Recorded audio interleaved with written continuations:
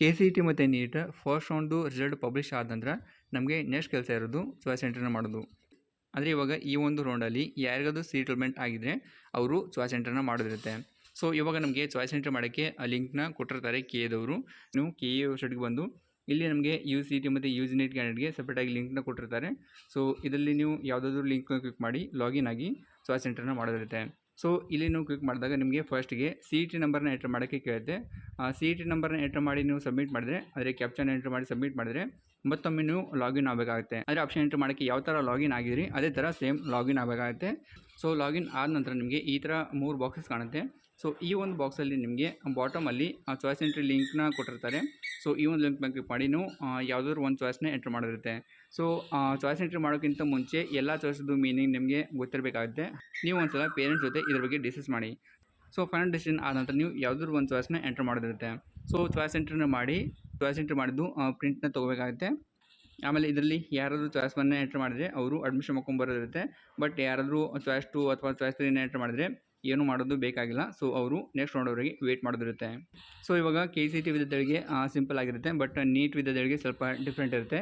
ಹಾಗಾಗಿ ಅವರು ಕೂಡ ಯಾರಾದರೂ ಅಂಥ ವಿದ್ಯಾರ್ಥಿಗಳು ಇದ್ದರೆ ಸೊ ಕರೆಕ್ಟಾಗಿ ಚಾಯ್ಸಸ್ ಬಗ್ಗೆ ಮತ್ತು ಪೋಸ್ಟ್ ಅಲಾಟ್ಮೆಂಟ್ ಪ್ರೊಸೆಸ್ ಬಗ್ಗೆ ಇನ್ಫಾರ್ಮೇಷನ್ನ ತಿಳ್ಕೊಂಡು ಆನಂತರ ನೀವು ಚಾಯ್ಸ್ ಎಂಟ್ರಿನ ಮಾಡೋದಿರುತ್ತೆ. ಮತ್ತು ಹಾಗೆಯೇ ಇವಾಗ ಯಾರಾದರೂ ಚಾಯ್ಸ್ 1ನ ಎಂಟ್ರ್ ಮಾಡಿದ್ರೆ ಸೊ ಅಂಥ ವಿದ್ಯಾರ್ಥಿಗಳಿಗೆ ಏನೇನು ಕೆಲಸ ಇರುತ್ತೆ ಅಂತ ನಾವು ತಿಳ್ಕೊಬೇಕಾದ್ರೆ ಸೊ ಇವಾಗ ಫಸ್ಟಿಗೆ ನೀವು ಚಾಯ್ಸ್ನ ಎಂಟ್ರ್ ಮಾಡಬೇಕಾಗುತ್ತೆ. ಸೊ ಇಲ್ಲಿ ನೀವು ಚಾಯ್ಸ್ 1ನ ಎಂಟ್ರ್ ಮಾಡಿರ್ತೀರಿ. ಚಾಯ್ಸ್ನ ಎಂಟ್ರ್ ಮಾಡಿ ಆದ ನಂತರ ನೀವು ಆಮೇಲೆ ಫೀ ಚಾನಲ್ನ ಡೌನ್ ಮಾಡ್ಕೋಬೇಕಾಗುತ್ತೆ. ಸೊ ಚಾಯ್ಸ್ ಎಂಟ್ರಿ ಆದ ನಂತರ ನಿಮಗೆ ಸ್ವಲ್ಪ ಟೈಮ್ ಬಿಟ್ಟು ಫೀ ಚಾನಲ್ ಒಂದು ಜನ್ರೇಟ್ ಆಗುತ್ತೆ. ಸೊ ಅದರಲ್ಲಿ ಎಲ್ಲ ಇನ್ಫಾರ್ಮೇಷನ್ನ ಕೊಟ್ಟಿರ್ತಾರೆ. ನಿಮ್ಮದು ನೇಮ್, ಯಾವ ಕಾಲೇಜ್ ಅಲಾಟ್ ಆಗಿದೆ ಮತ್ತು ಎಷ್ಟು ಫೀನ ಪೇ ಮಾಡೋದಿರುತ್ತೆ ಹಂಗಂತ. ಸೊ ಅದರಲ್ಲಿ ನೀವು ಒಂದ್ಸಲ ವೆರಿಫೈ ಮಾಡಿಕೊಂಡು ಅದನ್ನು ಪ್ರಿಂಟ್ ತೆಗೆದು ನೀವು ಬ್ಯಾಂಕಿಗೆ ಹೋಗಿ ಫೀನ ಪೇ ಮಾಡಿ ಬರೋದಿರುತ್ತೆ. ಸೊ ಫೀನ ಪೇ ಮಾಡಿ ಆದ ನಂತರ ನೆಕ್ಸ್ಟ್ 2 or 3 hours ಬಿಟ್ಟು ನೀವು ಮತ್ತೆ ಲಾಗಿನ್ ಆದಾಗ ಅಲ್ಲಿ ನಿಮಗೆ ಒಂದು ಅಡ್ಮಿಷನ್ ಆರ್ಡರ್ ಅಂತ ಜನ್ರೇಟ್ ಆಗಿರುತ್ತೆ. ಸೊ ಅದನ್ನು ಕೂಡ ನೀವು ಪ್ರಿಂಟ್ ತೊಗೋಬೇಕಾಗುತ್ತೆ. ಸೊ ಇದರಲ್ಲಿ ಕೂಡ ಸೇಮ್ ಇನ್ಫಾರ್ಮೇಷನ್ನ ಕೊಟ್ಟಿರ್ತಾರೆ. ನಿಮ್ಮದು CET ನಂಬರ್, ನೇಮ್ ಮತ್ತು ಯಾವ ಕಾಲೇಜ್ ಅಲಾಟ್ ಆಗಿದೆ ಅಂತ ಎಲ್ಲ ಇನ್ಫಾರ್ಮೇಷನ್ನ ಕೊಟ್ಟಿರ್ತಾರೆ. ಯಾವ ರೌಂಡಲ್ಲಿ ಅಲಾಟ್ ಆಗಿದೆ ಮತ್ತು ಯಾವ ಕ್ಯಾಟಗರಿ ಅಂಡರ್ ಅಲಾಟ್ ಆಗಿದೆ ಮತ್ತು ಕಾಲೇಜ್ ಹೋಗಿ ರಿಪೋರ್ಟ್ ಮಾಡ್ಕೊಳ್ಳೋಕ್ಕೆ ಲಾಸ್ಟ್ ಡೇಟ್ ಯಾವಾಗಿರುತ್ತೆ ಹಂಗಂತ. ಸೊ ಇದನ್ನು ಡೌನ್ ಮಾಡ್ಕೋಬೇಕಾಗುತ್ತೆ. ಮತ್ತು ನಿಮ್ಮದು ಎಲ್ಲ ಒರಿಜಿನಲ್ ಡಾಕ್ಯುಮೆಂಟ್ನ ತೊಗೊಂಡೋಗಿ ಕಾಲೇಜ್ ಹೋಗಿ ಅಡ್ಮಿಷನ್ ಮಾಡ್ಕೊಂಡು ಬರೋದಿರುತ್ತೆ. ಸೊ ಇದೆಲ್ಲ ಕೆಲಸ ನೀವು ಕೊಟ್ಟಿರೋ ಟೈಮಲ್ಲೇ ಮಾಡ್ಕೋಬೇಕಾಗುತ್ತೆ. ಸೊ ಇದೆಲ್ಲ ಕೆಲಸ ಮಾಡ್ಕೊಳ್ಳೋಕ್ಕೆ ನಮಗೆ ಒಂದು ಶೆಡ್ಯೂಲ್ನ ಕೊಟ್ಟಿರ್ತಾರೆ.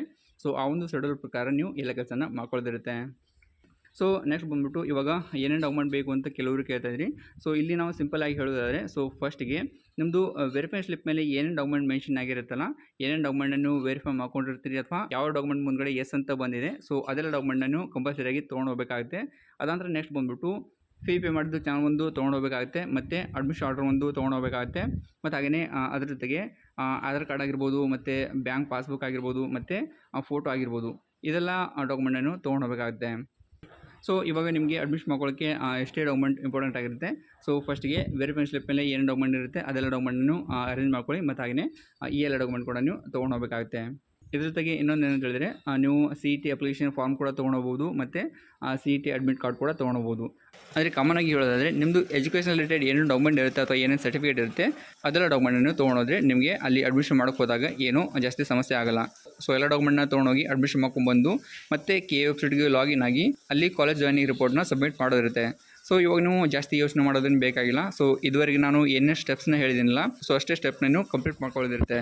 ಸೊ ಏನಂತ ಹೇಳಿದರೆ ಫಸ್ಟಿಗೆ ನೀವು ಚಾಯ್ಸ್ ಎಂಟ್ರಿ ಮಾಡಬೇಕು. ಸೊ ಇವಾಗ ಚಾಯ್ಸ್ 1 ಎಂಟ್ರ್ ಮಾಡಿದಿರಿ, ಅದಾಂತರ ಒಂದು ಫೀ ಚಾನಲ್ ಒಂದು ಜನ್ರೇಟ್ ಆಗುತ್ತೆ. ಸ್ವಲ್ಪ ಟೈಮ್ ಬಿಟ್ಟು ಲಾಗಿನ್ ಆಗಿ ಇದನ್ನು ನೀವು ಡೌನ್ ಮಾಡ್ಕೊಂಡು ಪ್ರಿಂಟ್ ತೊಗೊಳ್ಳಿ. ಅದಾಂತರ ನೀವು ಸ್ವಲ್ಪ ಟೈಮ್ ಬಿಟ್ಟು ಮತ್ತೆ ಲಾಗಿನ್ ಆಗಿ ಅಡ್ಮಿಷನ್ ಆರ್ಡರ್ ಅಂತೂ ಜನ್ರೇಟ್ ಆಗುತ್ತೆ. ಆದರೆ ಫೀ ಪೇ ಮಾಡಿ ಆದ ನಂತರ ನಿಮಗೆ ಅಡ್ಮಿಷನ್ ಆರ್ಡರ್ ಜನ್ರೇಟ್ ಆಗುತ್ತೆ.